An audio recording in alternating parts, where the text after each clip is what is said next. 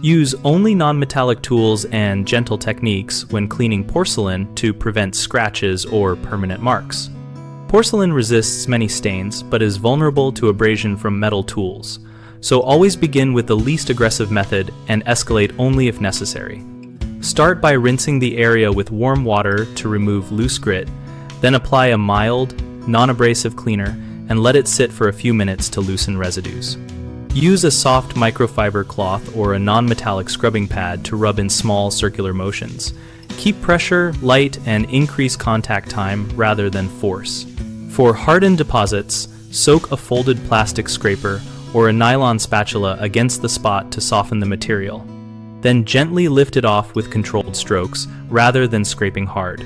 If you must use a metal implement for a very stubborn spot, wrap the tip in several layers of tape or a cloth and test on an inconspicuous area first to confirm it will not mark the finish. Finish by neutralizing any cleaner residue with clean water and dry with a soft towel to prevent water spots and mineral etching. A common mistake is starting with a harsh metal brush or scouring pad, which immediately creates fine scratches that trap dirt and worsen appearance.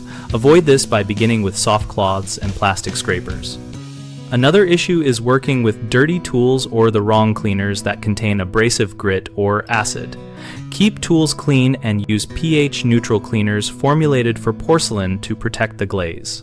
People also often delay cleaning and allow stains to bake on. Address marks promptly and use soaking and gentle mechanical action rather than forceful scraping to remove residues without damaging the surface.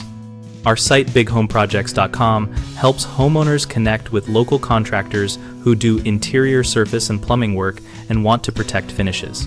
We provide a discussion community where users share real-world tips and trade experiences, and where contractors can find leads and showcase their approach to careful, surface-safe repairs.